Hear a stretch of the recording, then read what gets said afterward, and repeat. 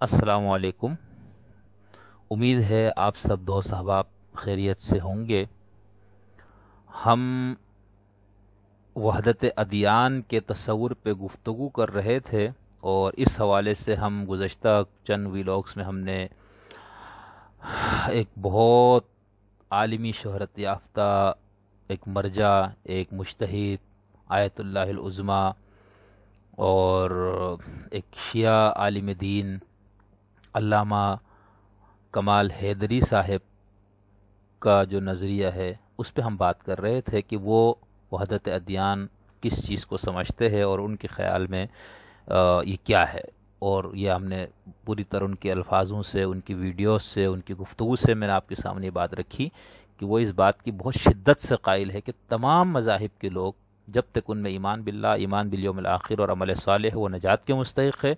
اسی طرح وہ ملحدین جو دلیل اور تحقیق کی بنیاد پر ملحد ہوئے ہیں اور ان کے پاس عمل صالح ہے، تو وہ بھی اجر کے مستحق ہے، وہ بھی جنت میں جائیں گے۔ ٹھیک ہے، تو آپ کو عجیب سی بات لگ رہی ہوگی، اور ظاہر سی بات ہے ہم ابھی تک تو دوسرے مسلک والے کو جنت میں لے جانے کے لیے، داخلے کے لیے تیار نہیں ہے، تمام مسالک۔ ٹھیک ہے، یہ کسی خاص مسلک کی بات نہیں ہو رہی، جمہور کا، اکثریت کا یہ خیال ہے، لیکن اس میں بھی ہم آگے بات کریں گے۔ ٹھیک ہے، کہ مسلمانوں میں جو مختلف مسالک ہے، اس حوالے سے 73 حدیث و فرقوں والی حدیث، پھر اس کی وجہ سے جس طرح سے ایک دوسرے کو جہنم میں قرار دیا جائے تو اس کی کیا ہے حقیقت ہے، اس پہ ہم بات کریں گے، اسی طرح کے اہل علم و دانش کی آراء کی روشنی میں۔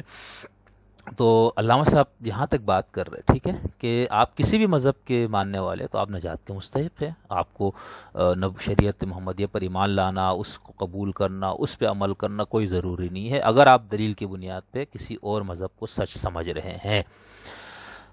اب ایک سوال یہ پیدا ہوتا تھا کہ کیا ایسا ممکن ہے کہ ایک شخص جو ہے وہ ایک ہی وقت میں ایک سے زائد مذاہب یا مسالک کے مسئلوں پر عمل کرے؟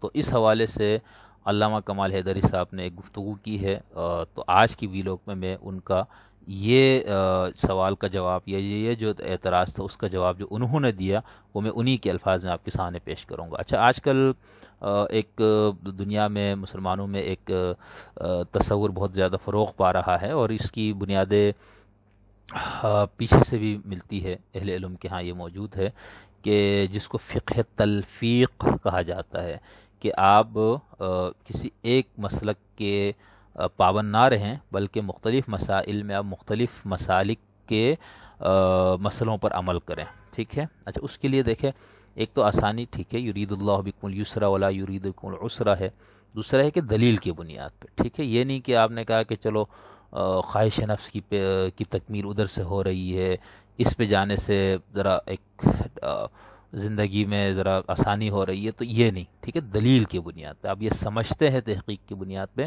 کہ فلاں مسئلے میں فلاں مسلک کا مسئلہ ٹھیک ہے، فلاں مسئلے میں فلاں، تو بہت سے اہل علم اس کو درست سمجھتے ہیں اور بہت سے اہل علم اس کو درست نہیں سمجھتے، تو یہ فقہ تلفیق ہے۔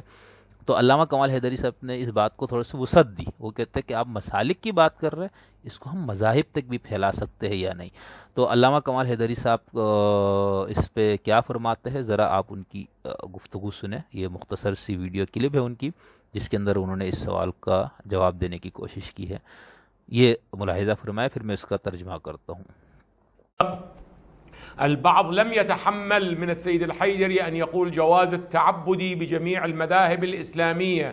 الآن اتضح لكم أنه يجوز التعبد لا بجميع المذاهب الإسلامية، بل يجوز التعبد بماذا؟ بجميع الأديان الإلهية، بل يجوز التعبد بأي اعتقاد كان، بأي اعتقاد كان أعزائي، ولكن بالشروط التي أشرنا إليها.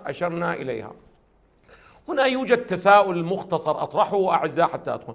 قد يقول قائل أن البعض قال أن السيد الحيدري يقول بأن الإنسان مخير بأن يتعبد بأي مذهب وبأي دين، خصوصا صرحوا قالوا أن السيد الحيدري هل مقصود أنه يجوز التعبد بأي مذهب يعني على نحو الاختيار؟ الجواب نعم ولا. كيف نعم ولا؟ التفتوا جيدا. إذا قام عند المكلف دليل على أنه يجوز التعبد بجميع المذاهب الإسلامية على نحو الاختيار. نعم، يستطيع في هذه المسألة يعمل بحسب الرأي الحنفي، في هذه المسألة بحسب الشافعي، وبهذا بحسب ماذا؟ الإمامي. هذا إذا قام عنده دليل. كما هو الحال لو أن شخصا فاضلا عالما في الحوزة من أهل الخبرة والاختصاص ذهب أو تم عنده الدليل على جواز التبعيض في التقليد في مدرسة أهل البيت، فهو في كتاب الصلاة يقلد المرجع أليف، في كتاب الصوم يقلد المرجع باء، في كتاب تقول له لا بد من تعيين المرجع، يقول لا، أنا دليلي يقول بأنه أنت على نحو ماذا؟ على نحو الاختيار لا الابتدائي، بل على نحو الاختيار الاستمراري. لو أن شخصا أنت جنابك كمحقق الآن وضعت من عمرك سنين لمعرفة أنه في باب الصلاة هل يجب التعبد فقط بالروايات الواردة عن أئمة أهل البيت في كتاب أصول الفروع الكافي، أو حتى الروايات الواردة في صحيح البخاري، في صحيح مسلم، في مسند أحمد، في السنن الأربعة المعروفة ونحو ذلك، يجوز التعبد. إذا تم عندك الدليل، نعم، أنت مخير ابتداء واستمرارا أن تتعبد بهذا وأن تتعبد بهذا.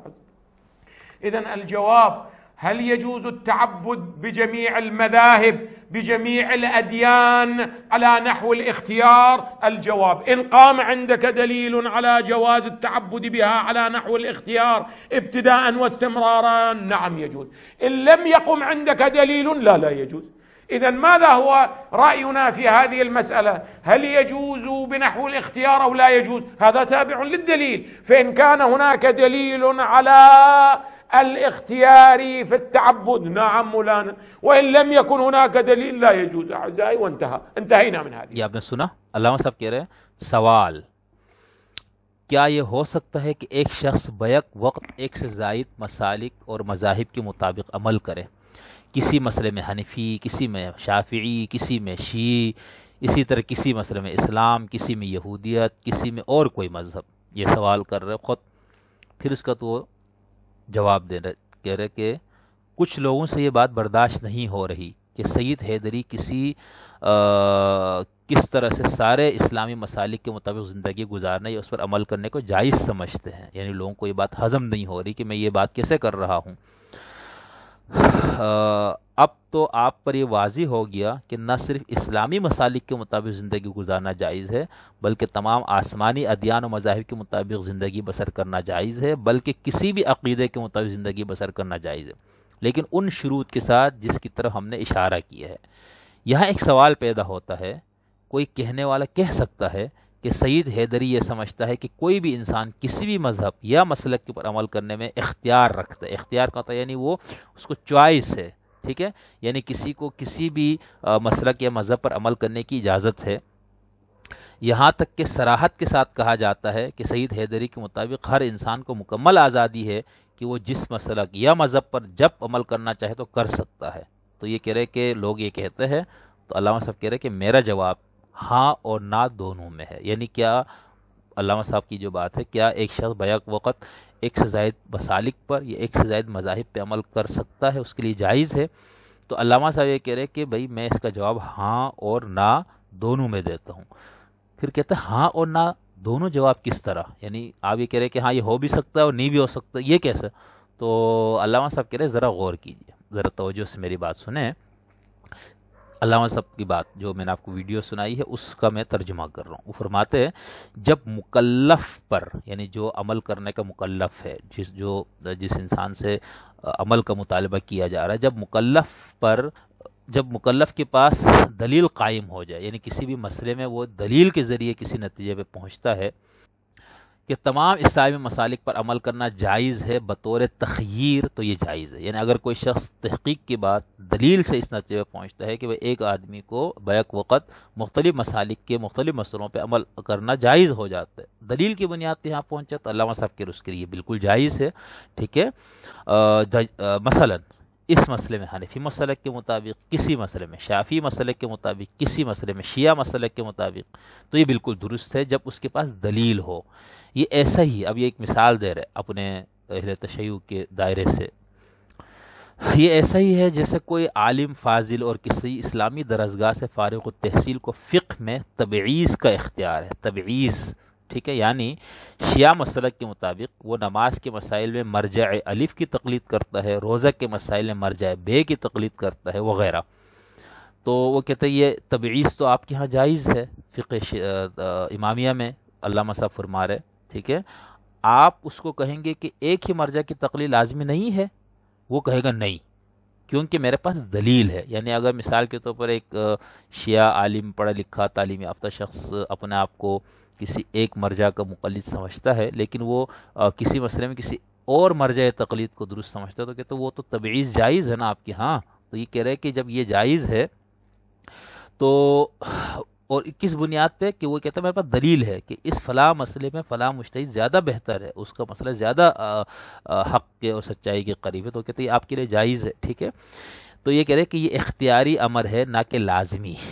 اگر آپ لوگوں کی طرح کا کوئی محقق شخص جس نے اپنی عمر کا ایک حصہ نماز کے مسائل کی جانکاری کے لیے صرف کیا ہے، کیا یہ ضروری ہے اور واجب ہے کہ وہ صرف ان روایات پر عمل کرے جو ائمہ اہل بیت سے فروع الکافی میں موجود ہیں، یا پھر ان روایات پر بھی عمل کیا جا سکتا ہے جو صحیح بخاری، صحیح مسلم، مسند احمد، سنن اربعہ وغیرہ میں ہیں، ان پر بھی عمل کرنا جائز ہے؟ جب آپ کے پاس دلیل ہو تو آپ کو اختیار ہے کہ آپ اس پر عمل کریں یا اس پر عمل کریں، ٹھیک ہے، ایک ہی مسئلے میں۔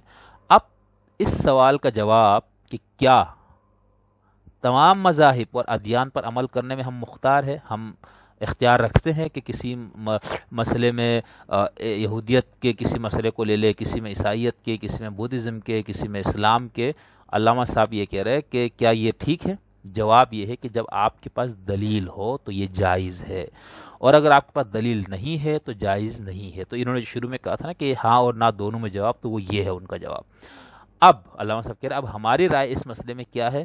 ہمارا جواب ہے کہ یہ دلیل کے تابع ہے، اگر اختیار پر دلیل ہے تو جائز ہے، ورنہ نہیں، بس ہم اس مسئلے کو ختم کر دیتے۔ تو علامہ صاحب نے اپنے اس مختصر سی گفتگو میں یہ بتایا کہ اگر آپ دلیل کی تحقیق کی بنیاد پہ یہ سمجھتے ہیں کہ فلاں مسئلے مجھے عیسائی مذہب کے شریعت کے مطابق عمل کرنا ٹھیک ہے، فلاں میں عیسائی، یہودی، فلاں میں بدھزم، فلاں میں اسلام، تو وہ کہتے ہیں یہ درست ہے، ٹھیک ہے۔ تو یہ بات بہت سے لوگوں کو انہوں نے شروع میں کہا کہ یہ ہضم نہیں ہونے والی بات ہے، لوگ اچھا ان باتوں کو جیسے علامہ صاحب پر بہت الزامات لگے۔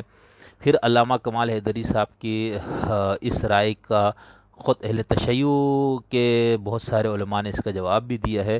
تو میں پھر آگے کہیں جا کر ایک عالم دین کا جو انہوں نے بہت تفصیل سے اس کے اوپر نقد کیا ہے، ان کا ایک مختصر کلپ آپ کو سنا کے بتانا چاہوں گا کہ انہوں نے علامہ کمال حیدری صاحب کے وحدت ادیان کے تصور کو کس طرح سے سمجھا ہے، اور وہ اس تصور کو کیوں غلط سمجھتے ہیں، اور تمام یعنی بڑے مراجی اہل تشیع کے بہت سے اہل علم وہ علامہ کمال حیدری صاحب کے اس موقف کی حامی نہیں ہے، ٹھیک ہے۔ تو یہاں تک آج جو بات ہوئی آیت نمبر سورہ بقرہ کی 62 اور مائدہ کی 69 کی روشنی میں جو جن اہل علم نے وحدت ادیان کا تصور کو اخذ کیا تھا، ان میں سے میں نے دو شیعہ عالم کو بطور حوالہ آپ کے سامنے پیش کیا، ان دونوں کا موقف ان کے الفاظوں میں آپ کے سامنے پیش کیا۔ اب ہم آگے جو ہے وہ ایک اور سنی جن کا میں نے آپ کو کسی ایک ویڈیو ویلاگ میں بتایا تھا، سعودی عرب سے ان کا تعلق ہے، اور یہ بیچارے جیل میں ان کو ڈالا گیا، بہت ان کے ساتھ مقدمات ہوئے اپنے کچھ ایسے خیالات کی وجہ سے جو انہوں نے وہاں کے مسلک کے خلاف انہوں نے اس کو اپنایا تھا، حسن فرحان المالکی صاحب۔ تو ان کا نقطہ نظر وحدت ادیان یا دیگر مذاہب والوں کے نجات سے متعلق کیا ہے، اس پہ ہم اگلی ویلاگ میں گفتگو کریں گے۔ پھر ان کا دو تین اور اہل علم ہے جو اس کے قائل، ان کا نقطہ نظر آپ کو بتاؤں گا۔ پھر علامہ کمال حیدری صاحب پہ جو تنقید ایک شیعہ عالم نے کی وہ میں آپ کو بتاؤں گا، اور پھر جن لوگوں نے وَمَن يَبْتَغِ غَيْرَ الْإِسْلَامِ دِينًا اور إِنَّ الدِّينَ عِندَ اللَّهِ الْإِسْلَامُ وغیرہ سے استدلال کیا، تو یہ حضرات جو وحدت ادیان کے قائل ہیں وہ اس آیت کا یا اس قسم کی آیات کا کیا مفہوم سمجھتے ہیں، اس پہ کچھ گفتگو آپ کے سامنے آگے آپ پیش کی جائیں گی۔ آپ ہمارے ساتھ رہیے، اور ضروری نہیں ہے کہ جو کچھ ان اہل علم نے پیش کیا اس کو آپ منان تسلیم کریں، آپ اپنی عقل و فکر کو استعمال کریں، خود کچھ تحقیق کریں، آپ کے اندر تحقیق کا مادہ ہے تو، لیکن اگر آپ کے اندر شوق ذوق نہیں ہے، بالکل ایک عام انسان ہے، تو پھر آپ اپنے مسلک اور مذہب پر عمل کریں۔ جو مسلک اس وقت آپ کو ہے، جس کو آپ درست سمجھ رہے، جو مذہب اس وقت آپ کو ہے جس کو آپ درست سمجھ رہے، اس پہ آپ عامل رہیے، باقی خدا جو ہے وہ فیصلہ کرے گا ہمارے کردار کی بنیاد پہ، نیات کی بنیاد پہ، ہماری سچ کی تلاش اور تحقیق کے لیے جو ہمارے اندر ایک کوشش اور جد و جہد تھی، اس کے حوالے سے امید ہے آپ کو یہ سلسلہ پسند آ رہا ہوگا۔ اس کے بعد کچھ اور ویلاگس ہے جو اسی موضوع سے متعلق ہے، پھر ہم کچھ اور موضوعات کی طرف جائیں گے۔